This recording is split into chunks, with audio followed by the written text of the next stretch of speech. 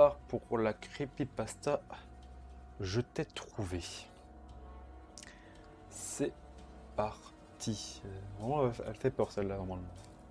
D'après le nombre de commentaires où elle est placée, c'est parti. 4h23. Je ne l'ai pas imaginé. Je ne suis pas folle.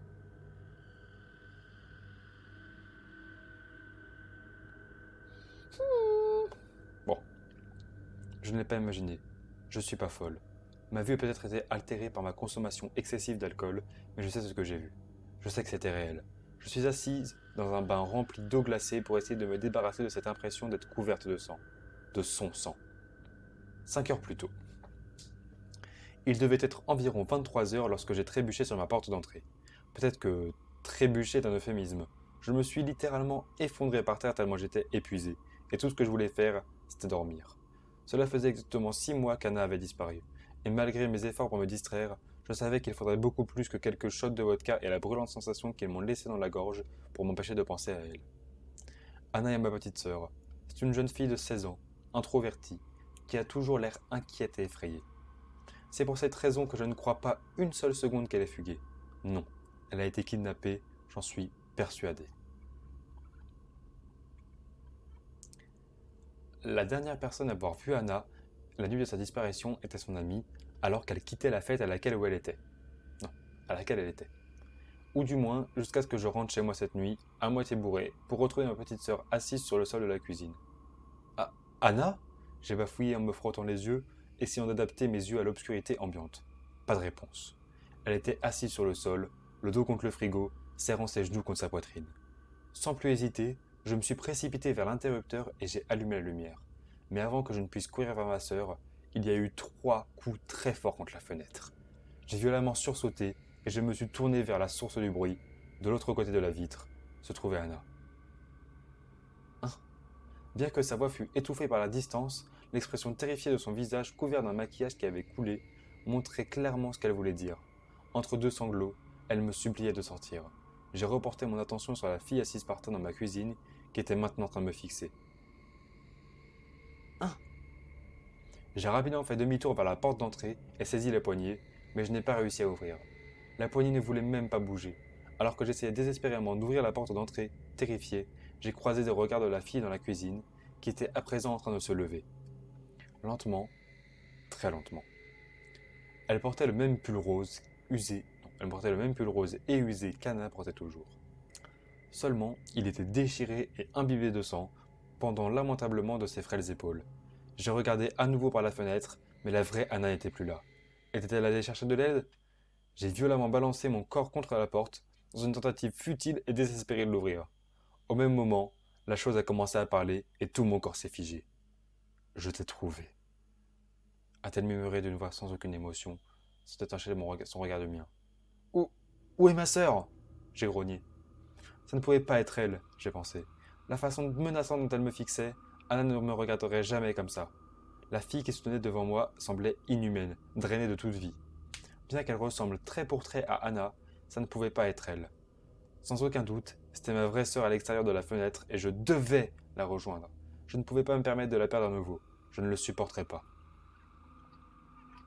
Soudainement, la fille s'est jetée contre moi en enroulant ses bras autour de ma taille.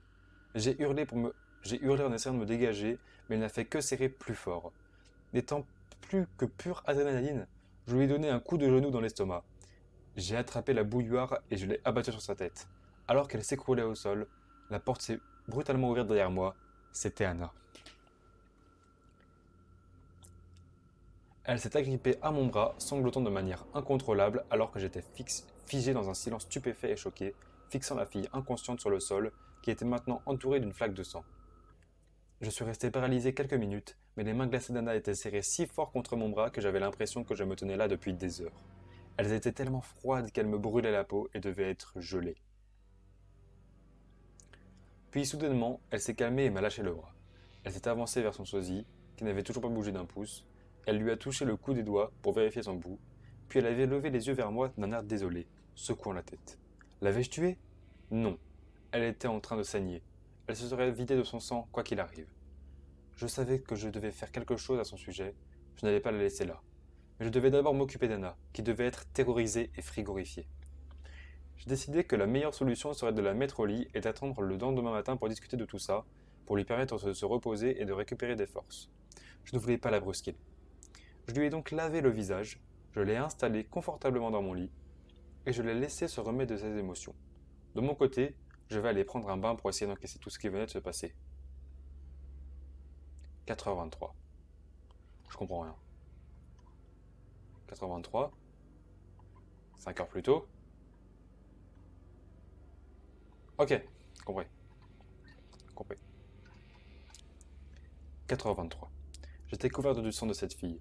Mon estomac s'est retourné à la pensée de son corps sans vie abandonné sur le sol de ma cuisine. Elle ne pouvait pas être humaine, c'était impossible. Même sa façon de marcher la rendait monstrueuse. Anna, ma vraie Anna, ne m'avait pas adressé une seule fois la parole pendant que je la mettais au lit, et ça m'inquiétait énormément. Elle n'a fait que me regarder fixement d'un regard vide. Maintenant que j'y repense, j'aurais juré qu'elle n'avait même pas cligné des yeux. Je n'ose même pas imaginer ce qu'elle a dû endurer ces 6 derniers mois. J'ai secoué la tête pour chasser ces pensées dérangeantes. Ma priorité était pour le moment de la garder en sécurité. Je me soucierai du reste plus tard. Je suis finalement sorti du bain, me sentant toujours hébété. Je ne voulais absolument pas penser au cadavre dans ma cuisine, et encore moins m'en occuper, mais je n'avais pas le choix. Je devais faire quelque chose avant qu'Anna se réveille. Je me suis lentement glissé dans les escaliers, les marches grinçant sous mes pas, et je me suis avancé jusqu'à la cuisine. Je me suis arrêté à l'embrasure de la porte. Pourquoi avais-je si peur d'y aller? Ma porte était... Ma porte... Oh. Ma gorge était sèche et irritée, comme si j'avais avalé des larmes de rasoir. Et une boule d'angoisse la comprimait. J'ai dégluti et j'ai poussé la porte. Disparu. Tout avait disparu. Ma cuisine était revenue à son état immaculé. Le corps, le sang, tout avait disparu. Comme si rien ne s'était jamais passé, comme si j'avais tout imaginé, y compris le retour d'Anna. Anna? Mon cœur a manqué un battement. Et j'ai hurlé son nom précipitant dans les escaliers, grimpant les marches 4 à 4, et j'ai foncé vers la chambre où était Anna en train de dormir. Où Anna était en train de dormir. Ouais. J'ai ouvert la porte à la volée, et le spectacle qui s'étalait devant mes yeux m'a fait tomber à genoux. Ma tête a commencé à tourner. Tout ce que je pouvais voir était un océan de pourpre. Du sang avait taché le tapis et avait giclé sur tous les murs. La fille morte qui était dans la cuisine avait été découpée. Des parties de son corps avaient été dispersées un peu partout dans la pièce, y compris sa tête qui avait été décapitée. Au-dessus de ce carnage se tenait une fille aux longs cheveux noirs, aux yeux noircis et à la peau d'une pâleur fantomatique. Elle levait les yeux de ses mains pour les poser sur moi, main main qui tenait ce qui ressemblait au cœur de la deuxième fille, et m'a lentement souri, la bouche dégoulinant de sang. Ce n'est pas ma sœur. Ma sœur est la fille qui est actuellement dispersée au... Ma sœur... Ma sœur est la fille qui est actuellement dispersée aux 4 coins de la pièce. C'était elle depuis le début. Paralysée, incapable de respirer sur le point de perdre connaissance, j'ai difficilement réussi à déchiffrer les mots tracés en lettres sanglantes sur l'un des murs. Tu as fait le mauvais choix. Avant que je ne puisse reprendre mon souffle, la créature a enfoncé ses crocs dans le cœur de ma sœur et a murmuré. Je t'ai trouvé. Ibi, Ibi, Ibi, Ibi. Ibi, je l'aimais bien, mais je m'attendais à pire. Elle était bien, peu compréhensible. Genre, j'aurais pas compris grand-chose. Enfin, si, j'ai compris, mais c'était compliqué quand même, hein. Le fait que, du coup, sa sœur, c'était la meuf pas bien assise en boule, mais en fait, son autre sœur, enfin, celle qu'elle pensait que c'était la vraie qu'elle allait coucher, qui était derrière à la fenêtre, et bah, c'était pas sa sœur, c'était un monstre. Le monstre qui, finalement, après le bain, a découpé la vraie sœur et l'a bouffée. Ouais, ouais, je préfère les autres. Les commentaires. Évidemment qu'on va lire les commentaires. Évidemment. Super histoire, bravo. Putain, on est chelou à lire des creepypasta quand même, mais c'était fun. Ouais, ouais. Putain, sa mère, ça fait flipper. Celle-là, elle faisait moins flipper quand même. J'ai eu moins peur, beaucoup moins que les deux autres. Ah, je m'en souviens de l'avoir lu en anglais, lol. Je l'avais pas reconnu, bref, même si la chute était prévisible, bravo quand même à l'auteur. Ouais, c'est vrai. C'était prévisible aussi. Bon, creepypasta, très bonne histoire. Bravo à l'auteur. On est même trois. Ok. J'ai vraiment aimé, même si elle est courte. Heureusement que j'ai pas petite sœur. Quoi, courte ou MG? Ouais, c'est vrai qu'elle était. En vrai, elle était courte. Genre, elle était assez courte. Mais pour moi, dans ma tête, Creepypasta, c'était bien plus long que ça. Pour moi, c'était beaucoup plus dense, beaucoup plus long. Du coup, on est là. Heureusement que j'ai pas petite sœur, parce que c'est pas très gentil, hein. C'est cool.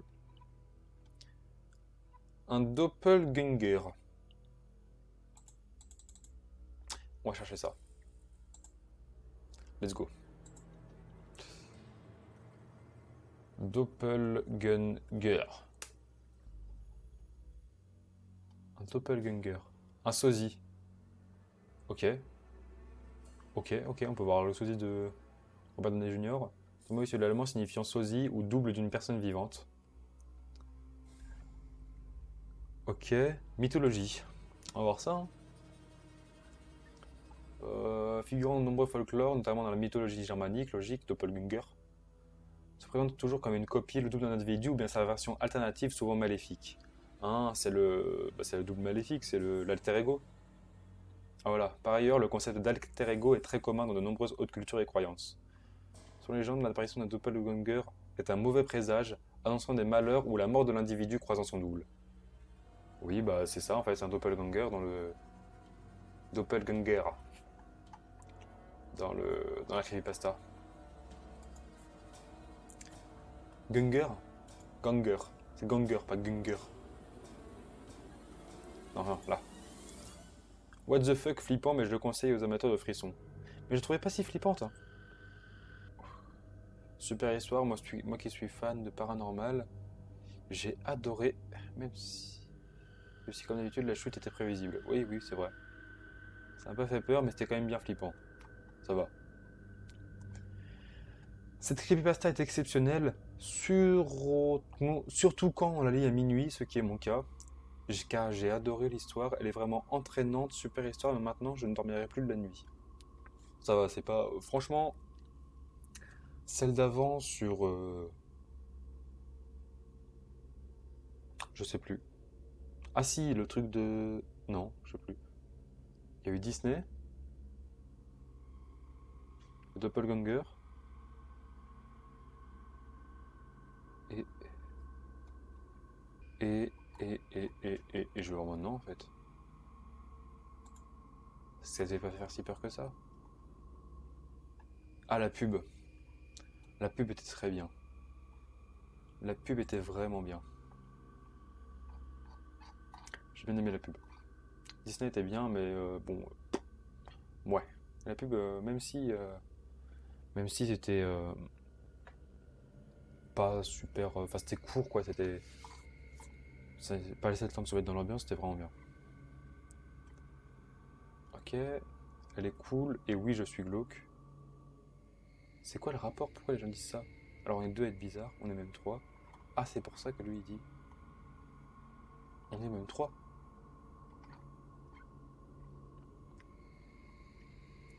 On est tous bizarres ici, lol, c'est sûr.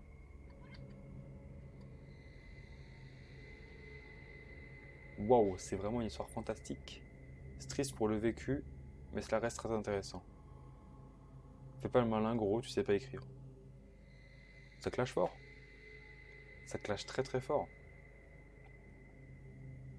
C'est triste pour le vécu, ça veut rien dire, ça veut rien dire. Ça veut rien dire, c'est triste pour le vécu, mais de quoi? De quoi? Quel vécu?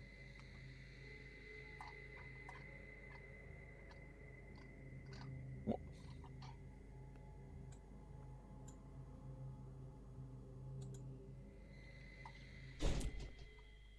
super. Je pense qu'on va en faire une dernière.